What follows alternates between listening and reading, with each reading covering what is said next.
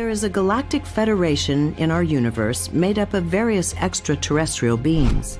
Well, I only know about the Galactic Federation, but they are concerned.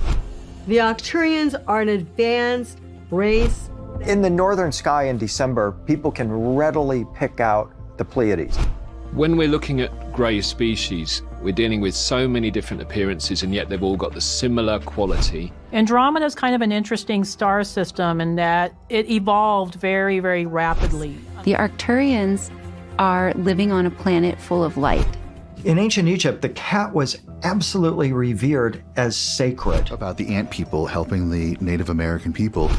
Our planet has always been fascinated with the possibility of extraterrestrial life. But what if alien civilization was not only aware of us, but possibly protecting humanity itself? Welcome to the incredible world of the Galactic Federation, an alliance of benevolent beings watching over us from the stars. In this video, you're going to get a little background about the Galactic Federation, and some of the things you're about to hear, you may not believe it.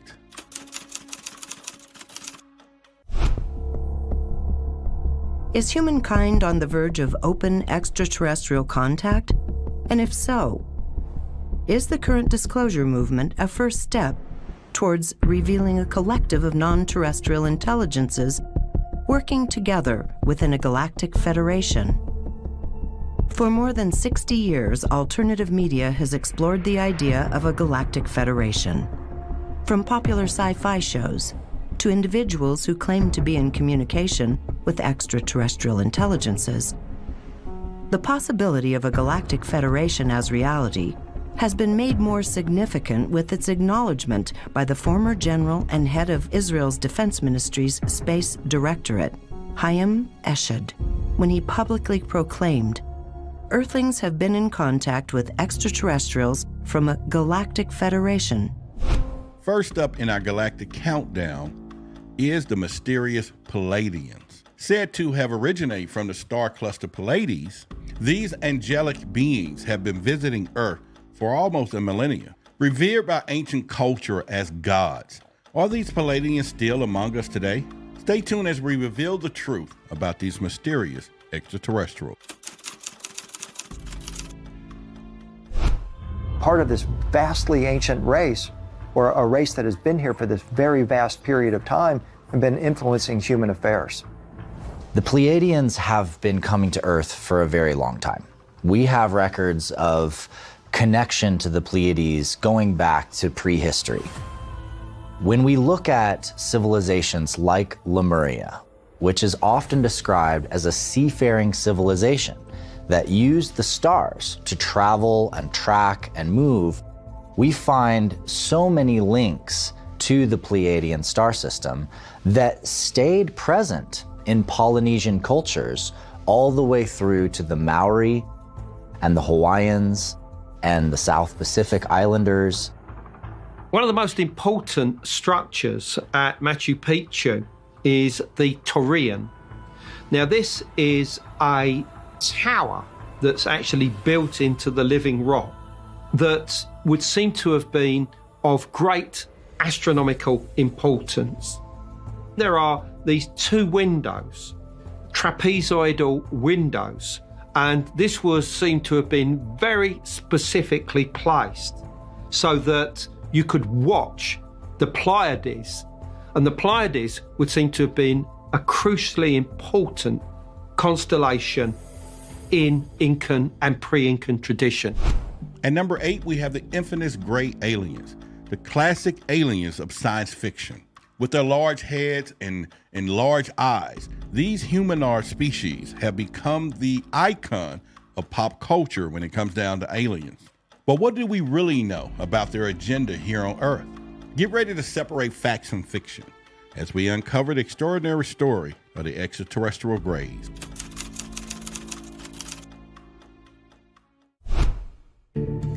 Gray aliens, many originating from the constellation of Orion, are perhaps the most commonly encountered extraterrestrial species that we know.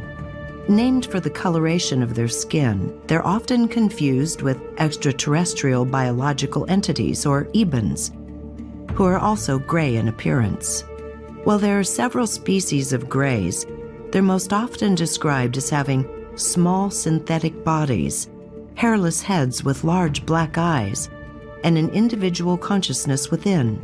These are the small beings also depicted in various historic artifacts around the world. To what degree are the greys involved in the history of humankind? And to what extent might they be influencing our destiny as we look to the future? Based on the Defense Intelligence Agency classifications of extraterrestrial groups, which I had access to, information relating to that, there are two groups, or two classifications of greys. The first one are the Ebens.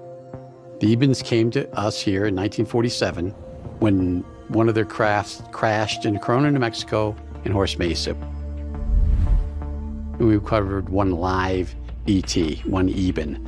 He was in captivity in 1952. The second classification of greys are the hepaloids. They look similar to the Ebens, but they come from a different planet. They look different in respects to size and pop culture or society in general that had access to both the Ebens and hepaloids confuse them. And they classify them all in one category, but that's wrong. Coming in at number 7 is the wise and the mystical Andromeda, hailing from the neighboring Andromeda galaxy. These highly evolved wise beings are said to have visited Earth to impact on their advanced knowledge. What specifically can humanity learn from these intergalactic teachers? The secrets of the Andromeda is revealed when our countdown continues.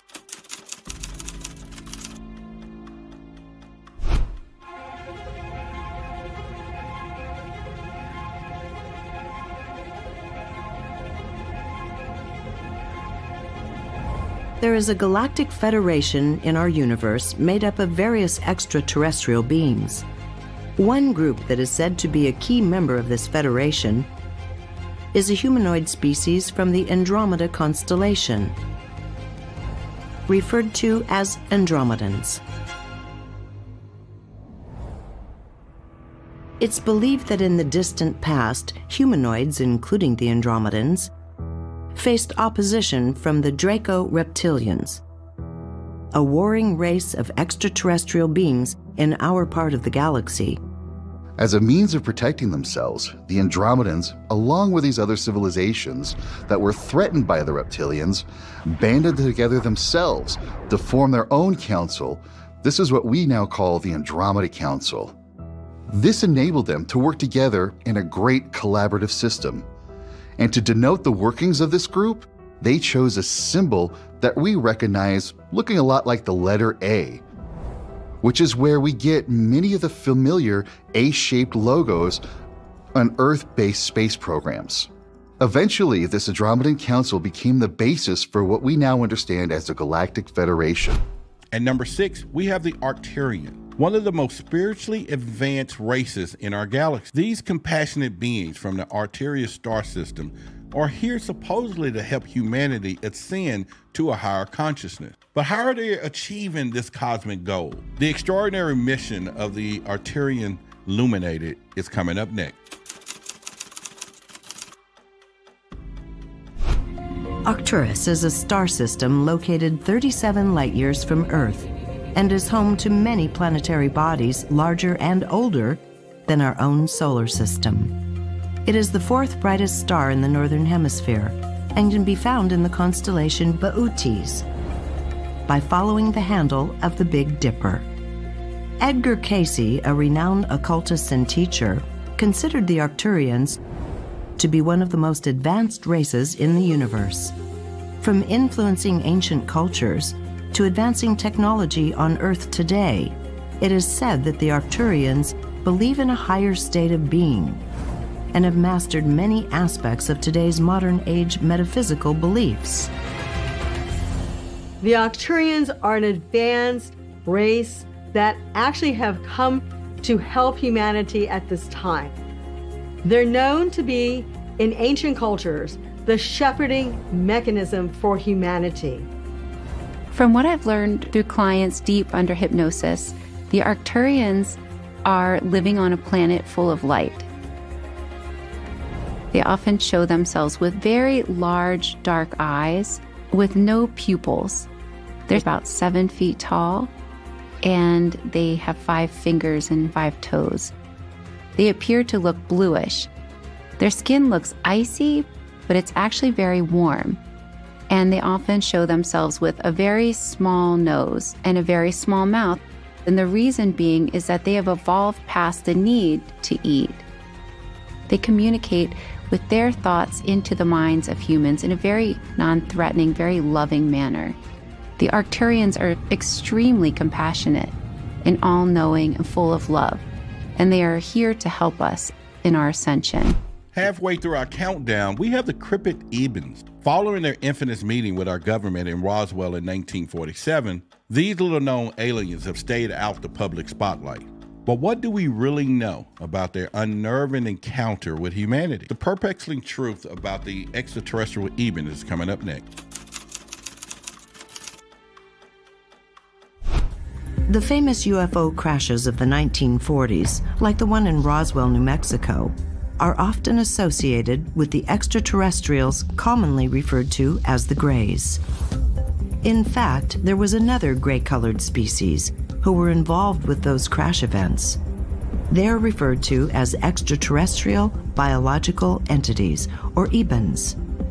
These incidents, while initially made public, underwent extreme measures from government and military officials to then cover them up. Between captured ET technologies and direct contacts with extraterrestrial biological entities, government documents exist that reveal the involvement of EBENs within secret, undisclosed programs. What is our relationship with the EBENs, and what do we know about their involvement with humankind?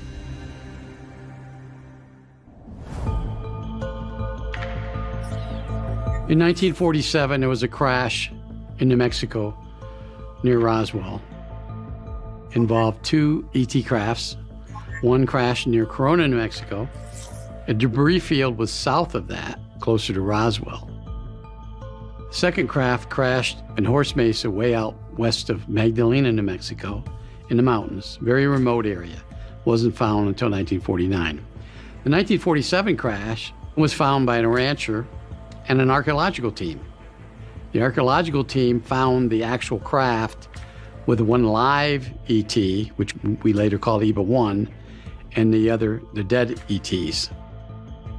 The debris field south of there was found by another man, and that debris field was considered the antenna section of the Eben craft.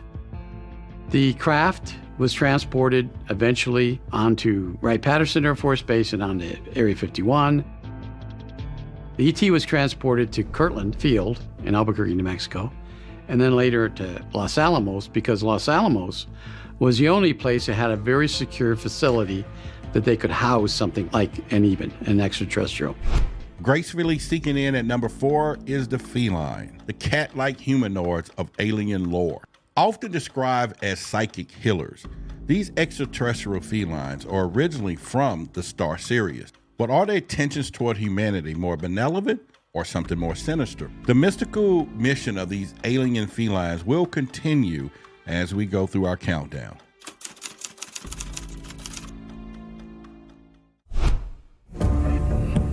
From Egypt to Babylon, India to Japan, ancient history is rich with myths and legends of feline beings that were worshipped as gods and goddesses. But were these cat-like entities more than symbolic representations of power? Could they have been an ancient race of extraterrestrials, known by some as the Urma, who came to Earth contributing to the evolution of humankind? If so, what is known about this exclusive species of extraterrestrials that were once an influence in ancient times? And why do we no longer witness their presence today?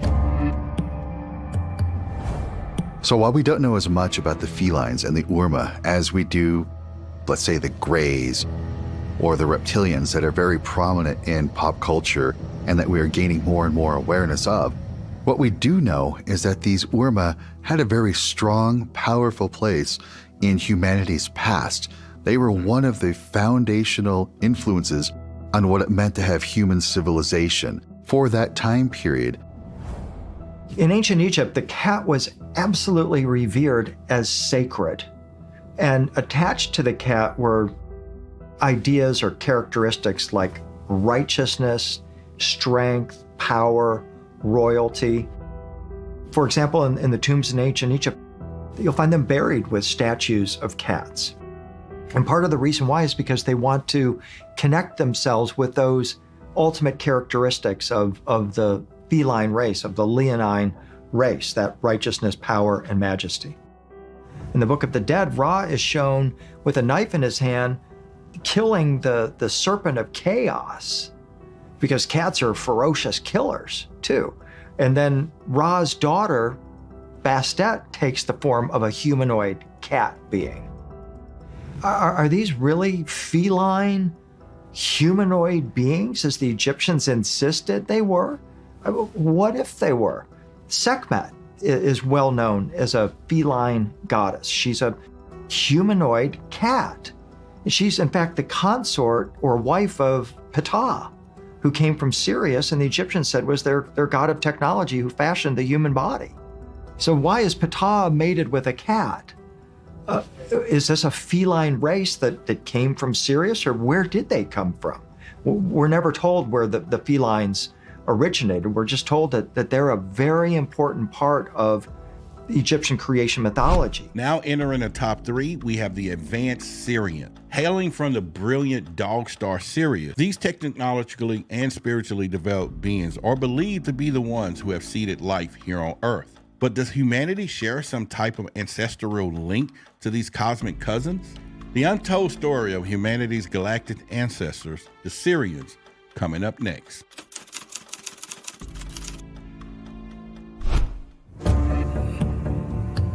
According to experts of ancient Egypt, the Sirius star system is aligned with the Queen's Chamber of the Great Pyramid of Giza and plays a significant role in ancient Egyptian mythology. It is also suggested that these beings significantly contributed to creating ancient Egypt, as well as other ancient civilizations around the world, where they served as the leaders and guides of humankind. What more do we know about these beings from Sirius and their influence upon humanity's evolution? Sirius became a major star of orientation for the ancient Egyptians. It replaced Alpha Draconis as their pole star, essentially. They started aligning their temples to Sirius, and Sirius, in fact, was the only star worshipped by the Egyptians. They revered Orion. As we know, the three pyramids of Giza are a mirror of the three belt stars of Orion, and they revered Ursa Major, the casket of Osiris. But they worshipped the star Sirius. And the reason why they worshipped is because they believed that creator beings came from Sirius, and that Sirius ultimately conferred immortality. And that's why it was so important to the ancient Egyptians. The Egyptian annual calendar is marked by the heliacal rising of Sirius A and B on the horizon.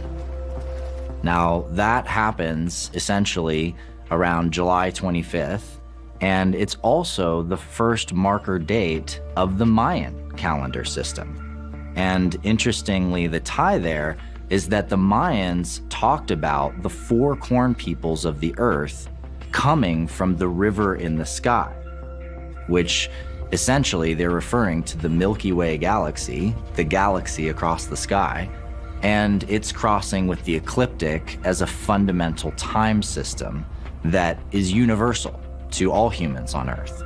Ultimate spot of number 2 is the mysterious Mantis and the Insectoids. Often described as over 7 feet tall praying mantis, these unusual extraterrestrials said to have advanced psychic abilities. But are their intentions toward humanity more peaceful or more manipulative? We dig into the unknown agenda of the alien mantis race just ahead.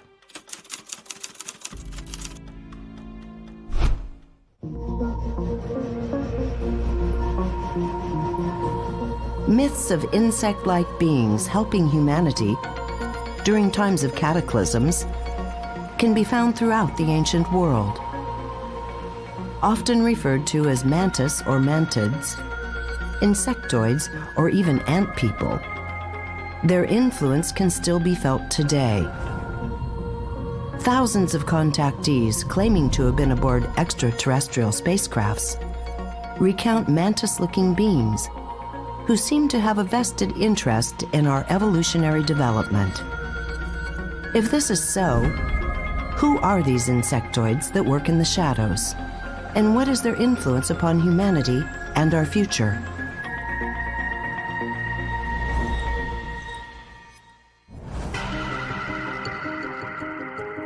We see representations of insectoids throughout Earth's history, particularly with the Egyptian culture. There was other depictions of insectoid beings in some of the Mayan cultures, with some of the cultures that we see out of Africa. So I think they were, at times, teachers to humanity. And that's why these beings are currently being depicted throughout Earth's history. There was depictions of insectoid beings even within the Native American cultures, particularly the ant people. We know about the ant people helping the Native American people from the oral stories of the Zuni and the Hopi people, as well as from the petroglyphic carvings that we find in northern Arizona, showing us depictions of these insectoid-looking people that are the ant people. Thousands of years ago, Earth was facing a very major cataclysm that was threatening to destroy all of life on the surface of the planet. As this cataclysm was getting underway, the ant people came out from under the surface of the Earth and ushered humanity into these underground caverns and cared for humanity while the surface of the Earth was just being devastated. And there they stayed for generations. Finally, the moment you've been waiting for. Number one on our countdown is the notorious Reptilians, secretly ruling humanity in the shadows. These shape-shifting lizard people have become stuff of legends. Is there any truth to the nefarious reptilian conspiracy theories? We reveal everything you need to know about our reptilian overlords coming up next.